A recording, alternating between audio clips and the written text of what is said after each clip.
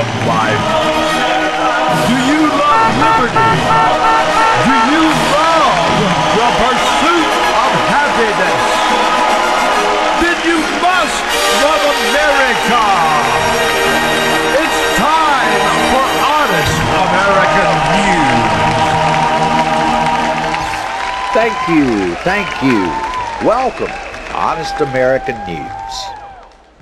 It appears some people with some common sense and some legal expertise finally woke up. Utah Senator Orrin Hatch, former chairman of the Senate Judiciary Committee, Kenneth Blackwell, a senior fellow with the Family Research Council and a professor at Liberty University School of Law, and Kenneth Klukowski, a senior legal analyst with the ACLU, have now announced publicly that the health care bill trying to be pushed through by the Socialist Democrats is unconstitutional. Of course, American citizens who can read and comprehend what they read have blogged and screamed about the constitutional issues for months. Hatch and his associates stated that policy issues may be coming to an end, but the legal issues are certain to continue because key provisions of this dangerous legislation are unconstitutional. That seems pretty clear coming from these gentlemen with some serious legal credentials. But let's take a closer look. First of all, as many citizens have been talking about, the United States Constitution does not give Congress the power to require that Americans purchase health insurance. If the government can mandate the purchase of insurance, it can do anything, they say. Well, gee, do you think America will soon do what just happened in the UK? As many as 20,000 town hall snoopers have assumed powers to enter people's homes in the UK without a warrant and search for information. That was revealed in a survey just last night. The research details for the first time how a raft of intrusive laws has allowed council staff to barge into homes and businesses uninvited. These include checking for fridges which do not have the correct eco-friendly energy rating, making sure a hedge is not too high, and inspecting a property to ensure illegal or unregulated hypnotism is not taking place. Must be a lot of hypnotism in the United Kingdom. Of course, one must also take into consideration the 1999 Capitol Hill Blue, who did a study of Congress, and in their conclusion they stated, the 535 men and women who make up the House and Senate of the United States include, at best, a collection of rogues, con artists, scufflaws, and bad check artists. At worst, they comprise, as Twain once observed, a distinct criminal class. Capitol Hill documented the following. Members who avoided driving violation via congressional immunity, 217. That's 40.5% of them. Members who filed bankruptcy on 2 or more businesses, 117. That's 21.8%, folks. Members picked up for DUI, but let go via congressional immunity, 84 of them. That's 15.7%. Members with too bad a credit to get a credit card, 71 of them. That's 13.3%. Members who can't pass DOD or DOE security clearances, 53 of them. That's 10%.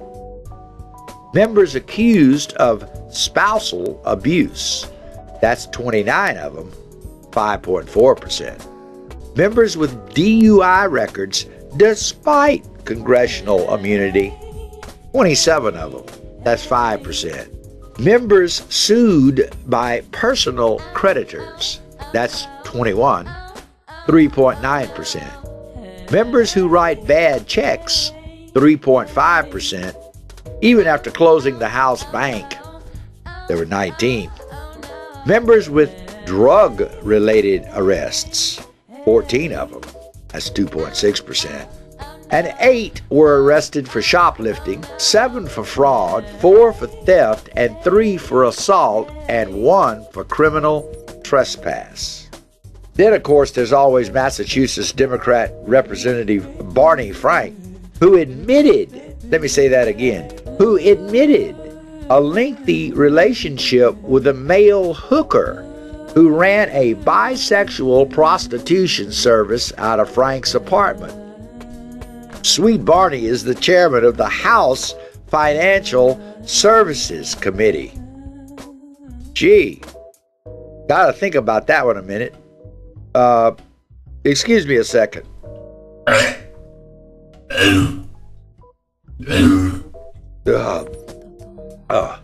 Sorry. Senator Hatch and his associates also go on to state, the Supreme Court in United States v. Lopez, that was 1995, rejected a version of the commerce power so expansive that it would leave virtually no activities by individuals that Congress could not regulate. By requiring Americans to use their own money to purchase a particular good or service, Congress would be doing exactly what the court said it could not do. Well, that seems pretty clear. Hatch and friends go on to state that a second constitutional defect of the Reid bill passed in the Senate involves the deals he cut to secure the votes of individual senators. Bye-bye. A third constitutional defect in the Obamacare legislation is its command that states establish such things as benefit exchanges, which will require state legislation and regulations.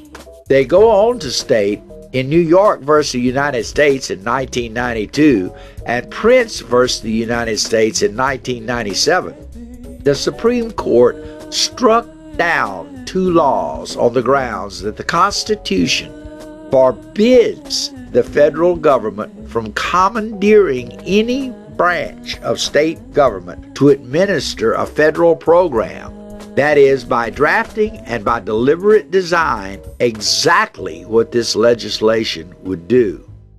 Again, Mr. Hatch and his associates' observations and opinions seem pretty clear to this reporter. How about you? We leave you with the words of J.B. Williams, one of the founders of FreedomForce.us. Back in 2006, J.B. wrote, "Every American would be well served to learn and never again forget the 3 basic rules of politics. 1. In politics, nothing is an accident or even left to chance. 2. The obvious villain is always the villain they want us to see, usually the victim. The truth is less obvious. 3. He who controls the flow of public information also controls public opinion, and thereby the public itself. The mass media is the most powerful institution in America." JB also states, "I'll be the first to admit that I'm not the sharpest knife in the drawer, but I'm smart enough to know what I don't know, how to ask the right questions, and not to stop digging for answers until I find the complete truth. Are Americans smart enough to run their own country? The evidence won't support such a claim. Can they become smart enough to save their country from certain ruin? Yes, the truth exists, and it is easier to find than most think. However, the truth is never as popular as the lie, and most Americans have become addicted to those lies. Are Americans likely to remain too stupid to run their own country?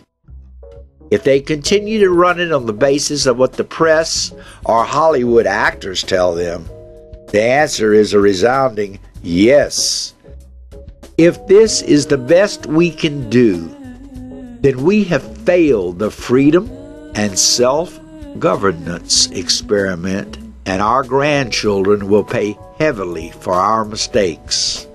We proudly refer to our grandparents as the greatest generation ever. What will our grandchildren call us? The generation that cost them their freedom? Tune in to Honest American News again, people, where the truth isn't always pretty, but it's always the truth. Until next time, God bless America.